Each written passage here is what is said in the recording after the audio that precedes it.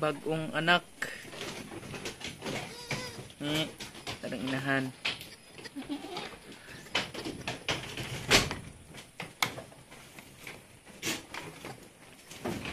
Lucky.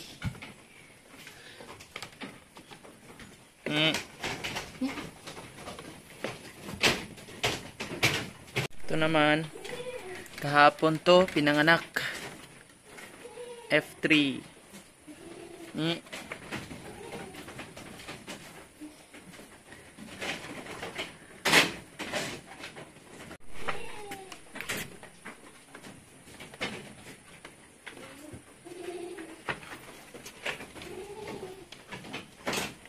Limuot kayo.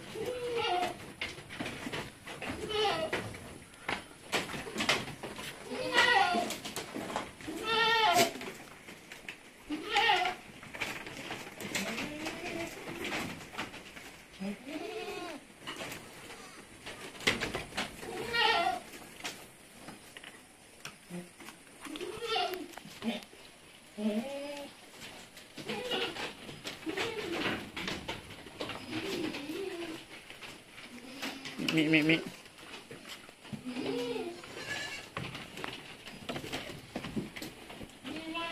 Sa kahon.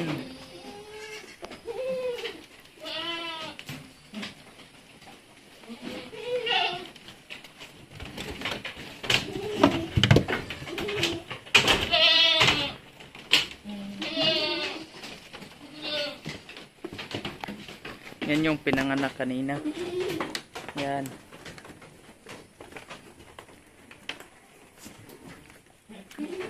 F3. F3 nga lalaki.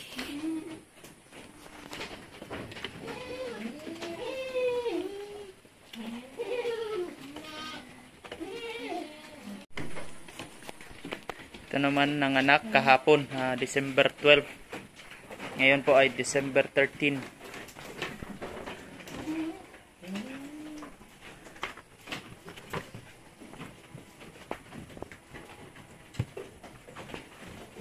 Puno ang kahon.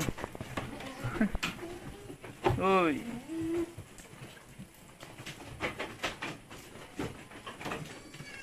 Uy.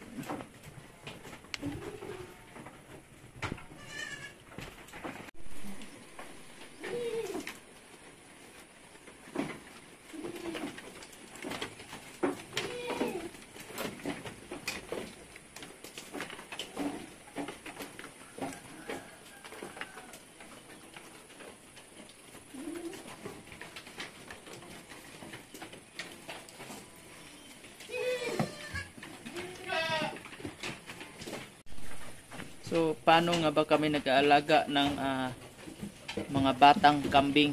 So, simulan natin sa pagkapanganak ng ating alagang kambing, no? Sa first 3 days ng batang kambing, nagbibigay kami ng iron. Dextran yung gamit namin. So, after 3 days galing sa pagkabigay ng iron, bali 6 days na ang edad ng ating batang kambing, ay dinidehorn namin or tinatanggalan ng sungay. Ito. Yan. Pinidisbad namin para hindi na tumubo yung sungay. So, ito bukas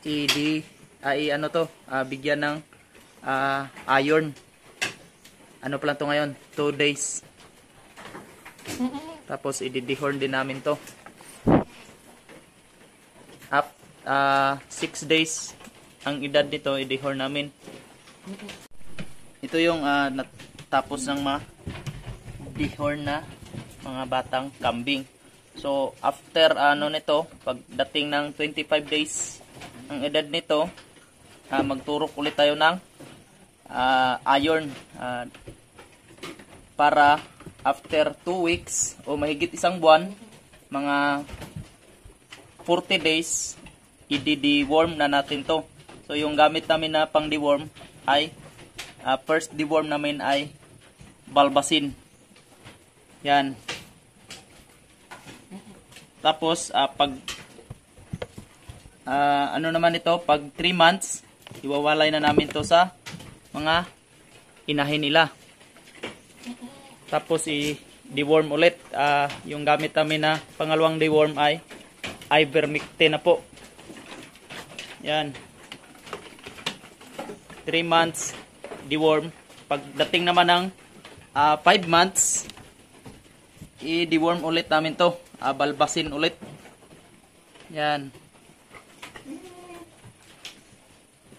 So, iba-iba po yung paraan.